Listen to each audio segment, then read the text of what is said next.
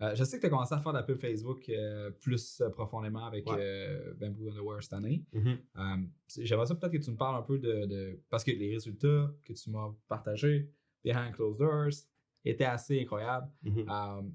Ça a été quoi ton approche face à ça? Ça a été quoi tes stratégies? Qu'est-ce qui a bien fonctionné? Qu'est-ce qui a moins bien fonctionné? Ouais.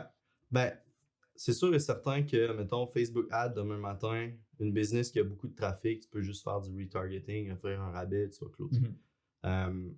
Ce qui est tough au début, c'est de décider d'aller dans le Facebook Ad puis de stick with it. Tu sais, c'est dire, parce que tu as ton funnel, je t'explique, tu connais ça, mais je vais l'expliquer un peu. Mhm. Tu sais, tu as ton cold audience, après tu as le monde un peu plus chaud, puis tu as le monde vraiment chaud que là, tu peux convertir.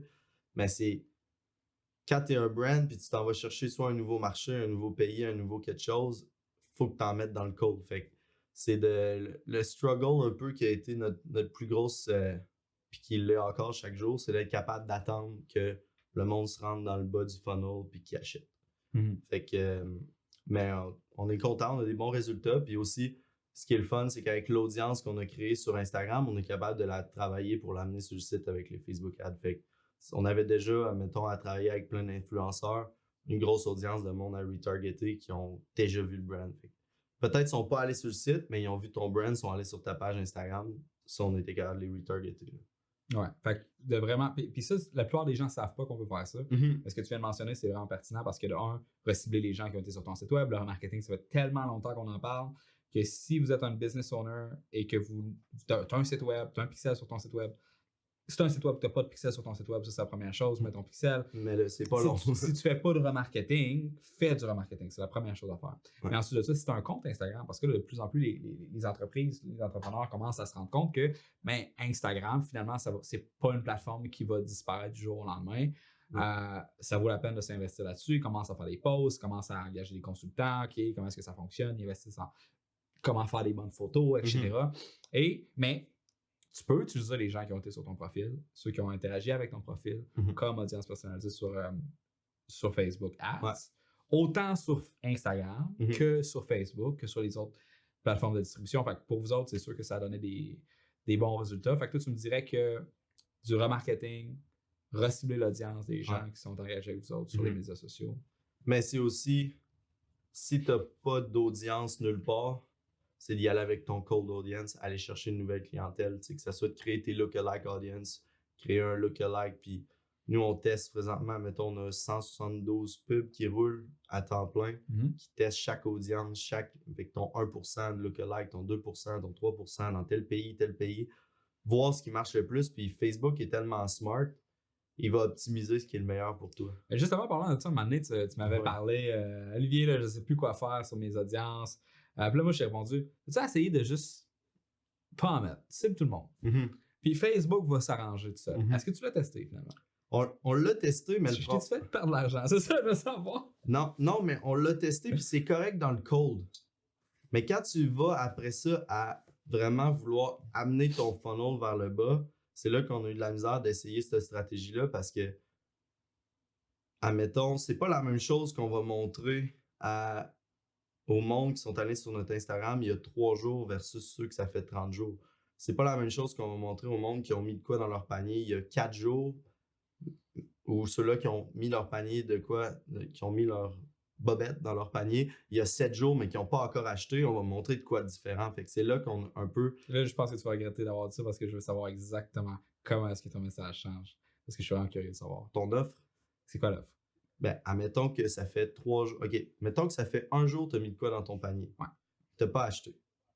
On n'a peut-être pas besoin de te donner un nombre de rabais X versus quand ça fait 4 jours que tu vois notre pub mais que tu n'as pas encore acheté.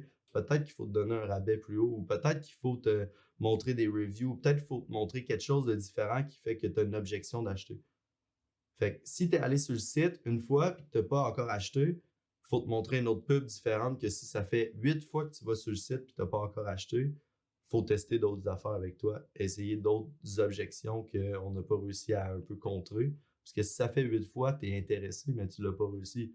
Fait que ça soit de te dire, OK, on va te donner un free shipping, ou ça va être de te dire, on va te montrer cette review-là, ou on va te montrer que tel influenceur que tu tripes dessus porte.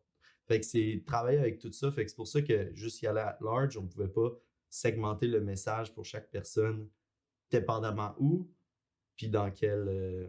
Puis tu sais, des fois, il y a des fêtes, admettons, que ça soit que tu veux faire une promo pour le jour, admettons, le jour du Canada. Ben, ça, il va falloir segmenter telle personne. Tu sais, mettons que ce soit back to school, on va y aller avec des gens qui mettent plus, qui sont à l'université ou au cégep ou whatever. Fait que c'est pour ça qu'ils segmentent un peu nos audiences, nos pubs, nos ad sets. Ça l'a vraiment aidé. Fait que si je comprends bien, parce que depuis tantôt, en fond, tu parles de où est-ce que ton prospect est dans ton funnel. Ouais. Puis c'est pas tout le monde qui est familier avec ce langage-là, donc il y a peut-être Mhm. des gens qui sont perdus présentement. Donc si je comprends bien, tu me corrigeras si je me trompe. Mhm.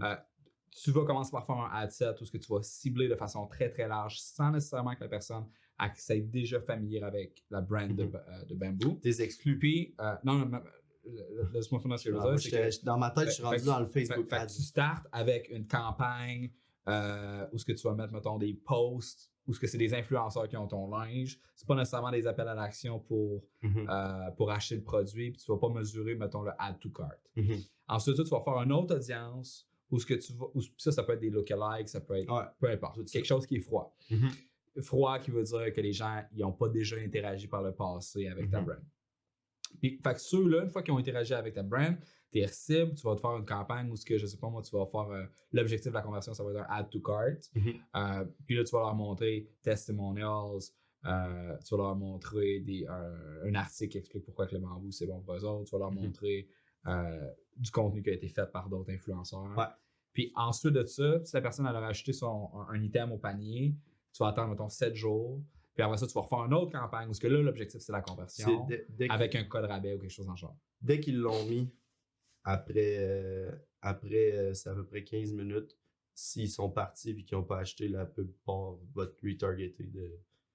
Fait que ceux qui écoutent présentement et qui aimeraient ça avoir des sous-vêtements à bambou, je pense que bonne stratégie. Allez sur le site. Testez.